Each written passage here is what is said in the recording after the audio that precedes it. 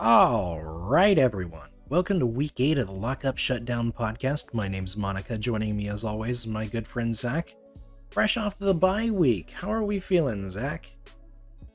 Got some well-deserved rest, I think. We're starting off those first 6 weeks that we got a bye week for multitude of reasons last week, but Yeah, plenty of. glad to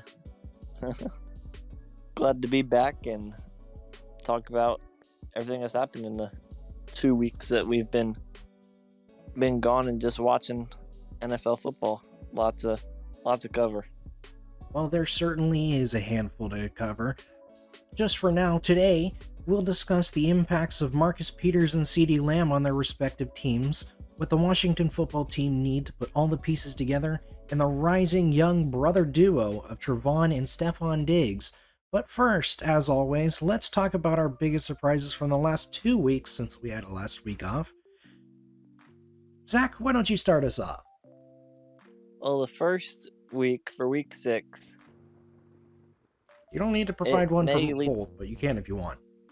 it may lead into what we talk about later, but I think from week 6, the biggest surprise was the Ravens absolutely shutting down the Los Angeles Chargers, who are 4-2 now after that loss. Justin Herbert led the team with 12 rushing yards. Ravens gave up 26 rushing yards as a team, held the impressive Chargers to 6 points total. So I think the Ravens defense, I knew they were able to be good, but I didn't think they'd be able to keep the Chargers to 6 points and beat them by 4 touchdowns. So that was my biggest surprise from week 6. Certainly would have been nice to talk about that last week because I had plenty of praise going for the Ravens. Personally, my biggest surprise for the last 2 weeks, because I wasn't surprised by very much, I'd have to say that it's the Colts' dominant 30-18 Sunday night win over San Francisco earlier this week. They played absolutely incredible. Jonathan Taylor was 18 for 107 and a touchdown. Michael Pittman had 4 catches for 105 yards and a touchdown. Those 105 yards were 2/3 of Carson Wentz's total passing yards that entire game. Jimmy G played awful. He was 1 touchdown and 2 interceptions. The Colts just completely dominated the 49ers, to my surprise personally, because I thought that entire NFC West was a very good division, but clearly the 49ers are still slacking behind despite having all their players healthy this year. I think they're in a bit of a rebuild mode. Credit to the Colts for everything they did defensively against the 49ers, but for as much credit as we've given Kyle Shanahan for play design and play calling, the game against the Colts was about as bad as I've seen from him in a long time, with Elijah Mitchell averaging 6 yards a carry, and then all of a sudden we just don't give Elijah Mitchell the ball in the second half. I think he had 3 or 4 carries the entire second half, and sure, they were losing, but they weren't losing by a crazy amount where you just go all-out pass. But that's exactly what they did in the second half, and with Jimmy G at quarterback, it didn't turn out great with his 2 interceptions and ugly ending for the 49ers, especially with the rain. You would have thought they would have tried to run the ball as much as they can with the success they were having, and it didn't happen. So Colts surprised you, and the Ravens surprised me. I'll talk about their Week 7 performance a little bit. You go from giving up 6 points to the Los Angeles Chargers, and then you gave up 41 points to the Cincinnati Bengals and Jamar Chase. And we'll talk about it later on in the show, but I didn't expect either of those from the Ravens to be so good against the Chargers and then be so bad against the Cincinnati Bengals. Let's talk about that right now, shall we? As you said, the Ravens defense was being absolutely torched in their 41-17 blowout loss to the Bengals. And it makes you wonder, we didn't really lose that many pieces on our defense from last year into this year, except for one named Marcus Peters. So just how much did Marcus Peters really mean to the Ravens defense as we look at them this season without him, obviously due to injuries? Yeah, he was a key piece for the Ravens, but we've seen that they're fully capable of shutting down teams when they need to. They're still in the top half of the league in points allowed per game, and they've had their moments, ups and downs, and I think Marcus Peter provided consistency for them, and that consistency has totally gone out the window after you give up 41 points to a team that may be worse than the team you just gave up 6 points to. But I get Jamar Chase is one of the best receivers in the league after not being able to catch an NFL football before the season started. He's had the best 7-game start to a career anyone's ever seen before, so props to him. But give up 91 yards and 2 touchdowns to CJ Uzoma. Something's got to be going on with the Ravens. And I think if you look at, I think it was Uzoma's first touchdown, you're in a fake screen and have 4 Ravens players all go after the fake screen, and Uzoma just gets to walk into the end zone untouched. So whether that's a play design issue or just a lack of IQ from the Ravens defense, something's got to get fixed for this team to be Super Bowl contenders, as we were talking about earlier in the season. 201 yards to rookie Jamar Chase. Probably one of the best performances we've seen by a rookie in a long time. When it comes down to it, the Ravens' defensive backs are having a hard time tackling anyone. We saw Jamar Chase on that, what was it, an 80-plus yard touchdown, break like 7 tackles in a span of like a second, maybe? The fact that we can't tackle a wide receiver, let alone a rookie, who's probably a little more underweight than you because he's younger than you, if you can't wrap that man up and bring him up to the ground, there needs to be a lot of focus on that in practice going into the next week and the next week and the next week. These guys can't tackle. They need to learn to tackle and fast if the Ravens want to be contenders, like we were going to discuss them being after their dominant performance against the Chargers. Yep, the Ravens have got a good schedule coming up right now. They've got a bye to regroup after their demolition job that the Bengals performed on them. And they're able to regroup against the Vikings, the Dolphins, and the Bears on their schedule. So 3 favorable matchups for the Ravens on defense. And we'll see if this bye week helps them prepare for who we thought was one of the best rookie receivers of all time last year in Justin Jefferson and the Vikings.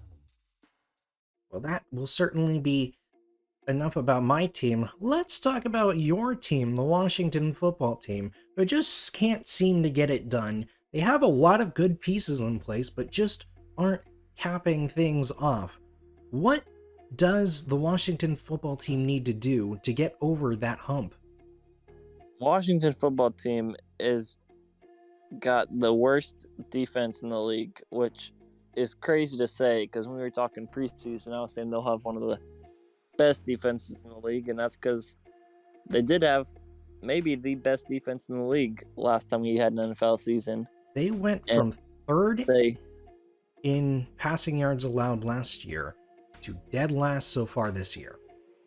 Yeah, they've given up the most points out of any team in the NFL this season, and the same as the Ravens, they didn't lose too many pieces, but whatever it is just doesn't seem to be clicking right now. You give up 29 to the Giants, 30 to the Falcons, 33 to the Saints, 43 to the Bills. So goodness, I'm hoping they can get a win against the Broncos and then maybe regroup in a bye to prepare for the Buccaneers, who they somehow almost beat in the first round of the playoffs last season. So we'll see what they got. I like the offense with Terry McLaurin, Antonio Gibson. I like Taylor Heineke, so I think if we can get the defense back to one of the best defenses in the league, it's a long shot to win the division now, but maybe we can find a way to sneak into the playoffs. Personally, I want to focus a little bit on their offense this year because they can't seem to cap off a drive at all. They're in the bottom third of the league in total touchdowns, and they're 28th in red zone touchdown percentage. They are tied for 20th in terms of rushing touchdowns, so clearly whatever Gibson is doing isn't working, whether it's the offensive line or simply him. Maybe it's a backup running back that he needs to really shine to his potential. We'll have to see. And for the love of Christ, Adam Humphries is not a true wide receiver too. Adam Humphries isn't a wide receiver too, but with Curtis Samuel on the IR for most of the season, then comes back for one game and then To be fair, goes back on the IR. Curtis Samuel was always more of a running back anyway. At least in the way that the Panthers used him. Can be a good wide receiver on the right system, but the Panthers are known for having that 49ers style wide receiver running back, and we've seen Cordero Patterson make the move successfully, so I think it's something that could be interesting to see what role Curtis Samuel uses. And we've had J.D. McKissick. He's listed as running back, but more of a wide receiver, passing down running back. So we'll see if Logan Thomas comes back as well. I think that'll help the Washington offense. So I think they've got potential to beat most teams on a given week, but just haven't been able to put it together too often yet this season. We'll have to see if the Washington football team can put things together, whether that's this season or the next year or the next. Who knows? But while we're talking about the future, let's talk about the future of the league. It's time for our rookie spotlight. This week we're not covering any particular position group, mostly because I couldn't find any rookie safeties who have recorded any meaningful stats this year. So this week we'll talk about 3 players to highlight. The number 4 pick, Kyle Pitts. The top safety in the draft, Javon Holland, and who everyone thought was going to be the top safety in the draft, Trevon Moehrig, who went to the Raiders. Let's start off with Kyle Pitts, why don't we, Zach?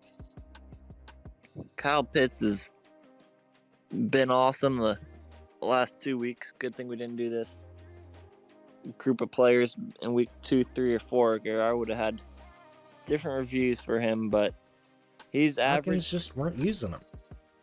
He's averaged over 130 yards the last 2 games after averaging 40 yards a game the first 4 weeks of the season. So it's been great to see him. The former Gator got his first touchdown, has 270 yards the last 2 games.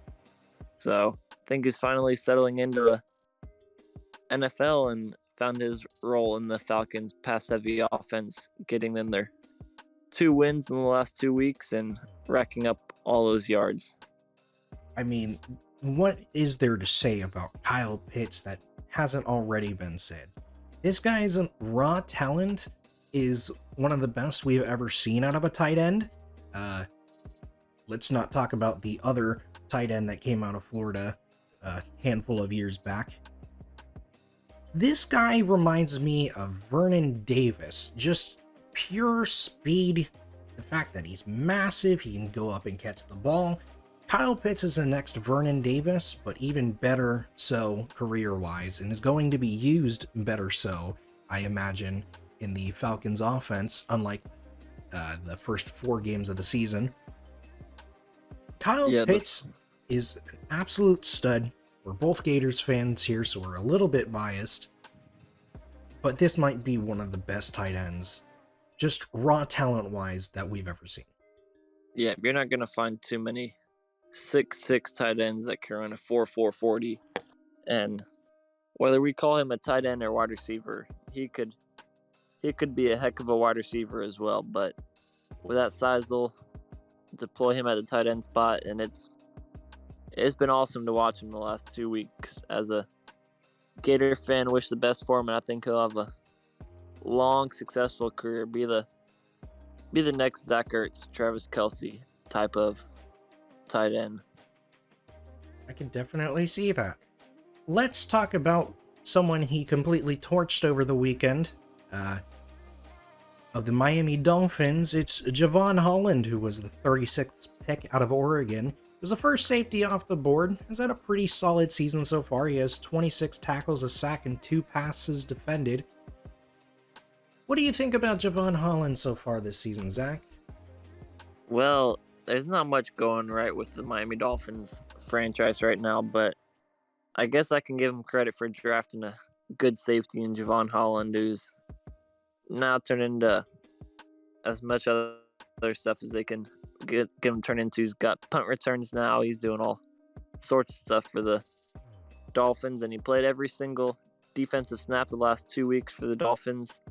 And I think with all the tackles he's racking up now, with 18 tackles the last 3 weeks, he's going to be a heck of a player for the Dolphins and may not win as many games as he would have hoped, but I think he's a key piece the Dolphins will want to keep in order to try and revive this franchise. I think he's going to be a very great safety in the NFL.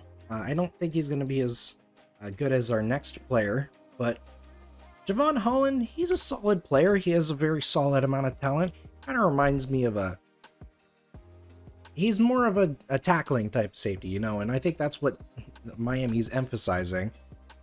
Personally, I think that Miami is more of a place like Cleveland, though, where wide receivers and defensive backs go to completely fall off and then later revive their career with a different team, if they can.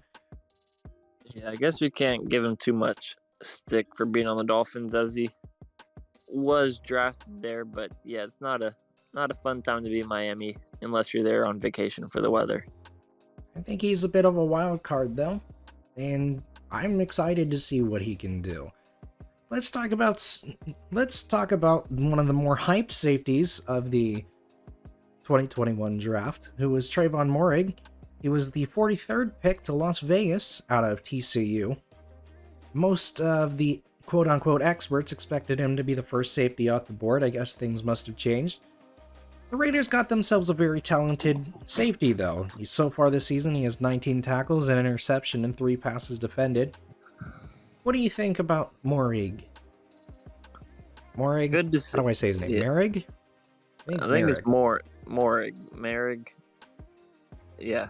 The good safety for the Raiders. We'll call him that.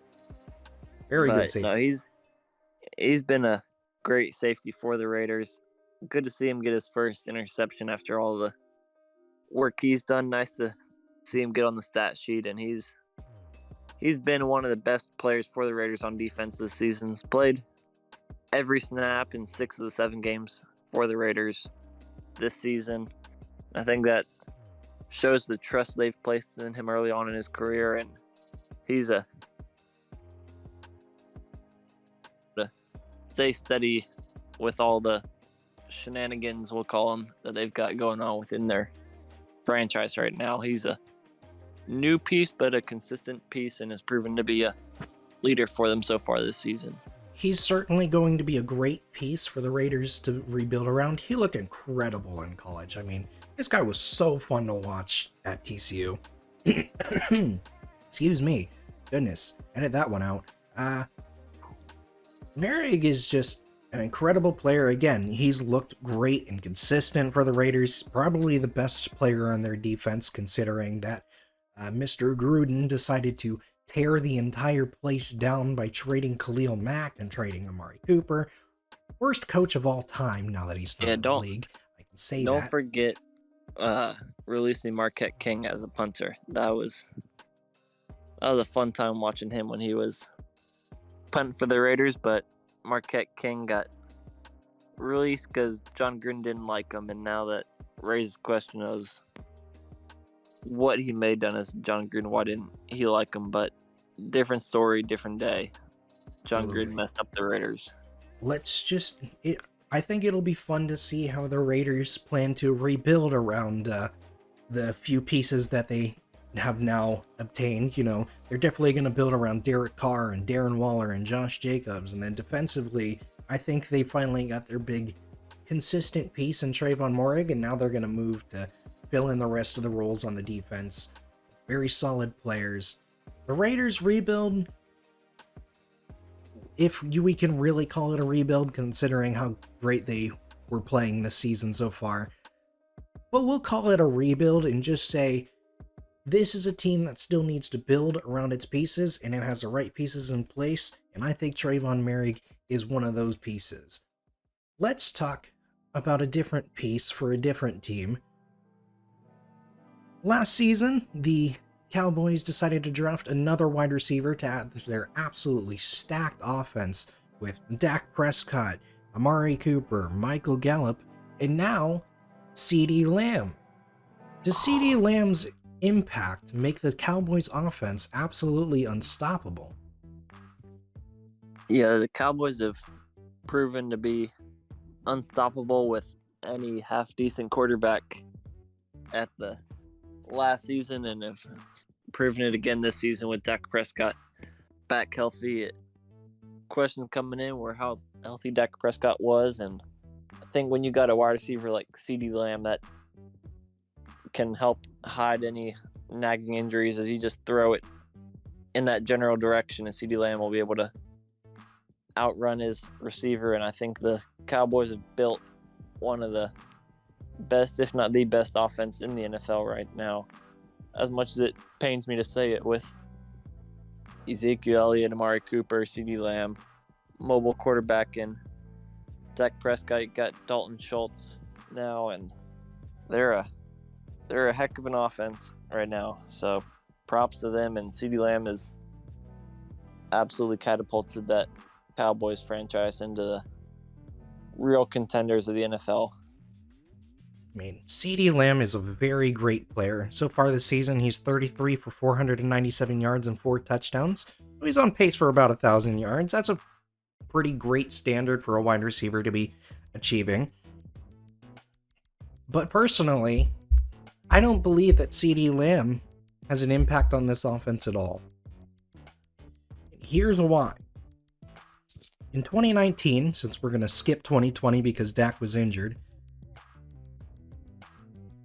the Dallas offense at this point in the year was only 5 passing yards a game worse.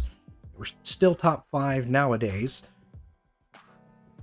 I just don't think that CeeDee Lamb, on a statistical level, has created that much of an impact on the Cowboys offense.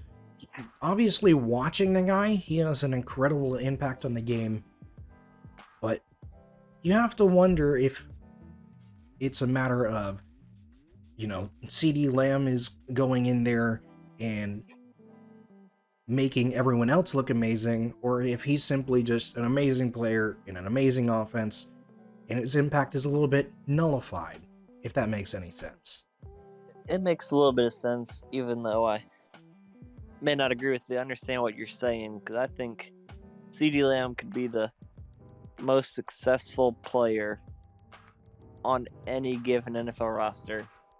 He would absolutely be the most successful player Dallas receiving core, and I think even though CeeDee Lamb might not have the numbers that, like, he's got unworldly numbers, but I think his numbers could be even better if he didn't have so many other talented pieces around him. Sort of like the DK Metcalf and Tyler Lockett combination in Seattle. They're both awesome wide receivers, and one takes away. When you put Marshawn Lattimore on DK Metcalf, that opens up all sorts of options for Tyler Lockett. And then if you put Marshawn Lattimore on Tyler Lockett, then DK Metcalf's going to go off. And I think it's the same thing for the Cowboys. Whoever you put your number one cornerback on, the other wide receiver is going to go crazy. And I think it's just that CeeDee Lamb has been that wide receiver this season that's been covered by every team's cornerback, which is opening up so many more options for the other receivers on that team, and shows the impact CeeDee Lamb will have even when he's not catching the ball. He's still drawing attention from the defense. Cornerbacks and wide receivers, always the greatest matchup in any given football game. But there's some particular cornerbacks and wide receivers that are just outright outstanding. And 2 of them in the league right now happen to be related. We're talking about the Diggs brothers. Are the Diggs brothers one of the most talented family duos in the league, Zach? Duos, yes. But I think if we include families, I would say no. I'll say I families. think the Watt family will be a more successful family in the NFL than the Diggs family right now. I mean, Trevon Diggs, credit to him, as an interception in every single game this season, but I think he's also given up the most, if not the most, passing yardage to receivers this season. And then you go and see TJ Watt holding the Steelers defense together single-handedly. You got JJ Watt on the undefeated Cardinals right now. So if you look at the 3 Watt family brothers compared to the 2 Diggs brothers, I think I'm going with the Watt family over the Diggs family every day of the week. I mean, there certainly is a very strong argument for the Diggs family here. I mean, Stefon is 37 for 463 and 2 touchdowns on the season. Again, on pace for 1,000 yards. He's coming off of a bye week and going up against a very weak Miami team in week 8. We'll see his stats pad up a little bit even further. He's still a very young player. He's 27 years old. He's not exactly young by wide receiver standards, but he's still fairly young in comparison to most of the league. And then you have Trevon Diggs, who's 24 years old in his sophomore season, probably leading the Defensive Player of the Year race. He has 21 tackles, 7 interceptions, and 11 passes defended. I mean, when it comes down to it, quarterbacks keep throwing in Diggs' direction, and they never learn their lesson because he's consistently catching that ball for the wrong team. These guys are some of the most talented young players in the league, and I think that they could absolutely outperform the legacy of the Watt brothers given enough time. Though, JJ, if you're talking about right now, I'd go with the Diggs brothers, but if we're talking about legacy and 10 years from now, I'm going to remember JJ Watt, TJ Watt a lot more than Stefon Diggs and Trevon Diggs. Why don't Trevon you? Diggs is on pace to be the worst coverage cornerback in NFL history. And the best at right the same now. time. Worst in yards, best in interceptions. Maybe he's a bit of a stat patter. We'll have to see. Let us know your favorite family duo in the comments, even though no one's going to be commenting because nobody's going to be watching this podcast. God damn it. Let's wrap things up with our usual.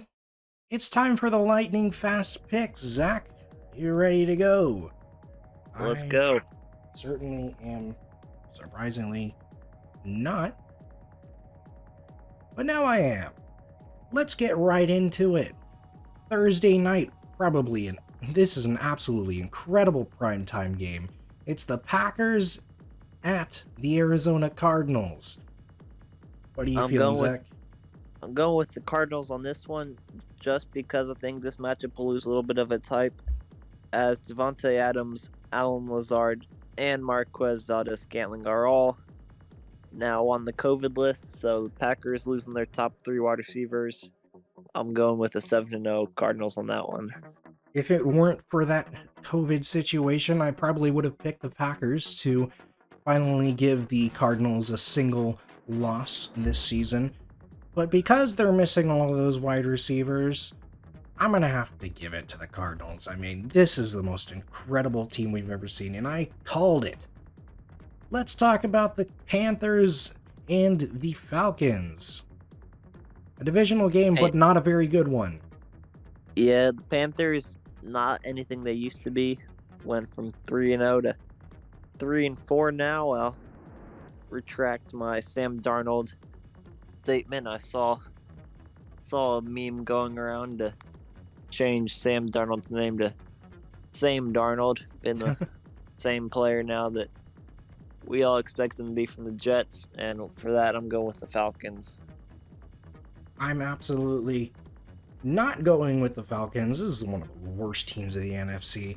I think the Panthers can get a win over the Falcons any day of the week. Give me Sam Darnold over old Matt Ryan. Dolphins and the He's got the young. Bills. Back to the Falcons. They've got the young Kyle Pitts, but with the Dolphins and Bills, this one's easy. One will go with Josh Allen and the Bills. There's not a doubt in my mind that Josh Allen isn't getting upset by potentially Tua Tagovailoa. We still don't know. For all we know, it's going to be Deshaun Watson by then. 49ers and the Bears. Two teams that have struggled on both ends of the ball this season, but I think the 49ers are not in as deep trouble as the Bears, and they'll be able to hopefully get back on track as they walk through the Bears. Would certainly be interesting if we saw Trey Lance versus Justin Fields. But even so, if it's Jimmy G, I'm still picking Justin Fields and the Bears. The Steelers and the Browns. This one probably be a rematch of the AFC playoffs, and they played each other, and I think the Browns will walk all over the Steelers, especially if Baker Mayfield is back in this game. Browns are just too unstoppable. The Steelers aren't good. It's time for Steelers fans to admit it that the Steelers aren't good. I'm going with the Browns. Eagles and the Lions. Absolute stinker. Lions have proven to stick around with almost every team until they lose on a last-second field goal at home, but this one I think the Eagles will get it done early and often against the Lions, and it won't come down to any more last-second field goals at Ford Field for the Lions, and the Eagles will win this one. Might be one of the best games we see out of Jalen Hurts so far in his career. I'm going with the Eagles. Tennessee Titans and the Indianapolis Colts. Titans have got Derrick Henry. That's about all you need to say, and I'm going with the Tennessee Titans. The Colts have one of the best run defenses in the league, but I don't think any amount of run defense is stopping Derrick Henry. Give me the Titans all day. Bengals and the Jets.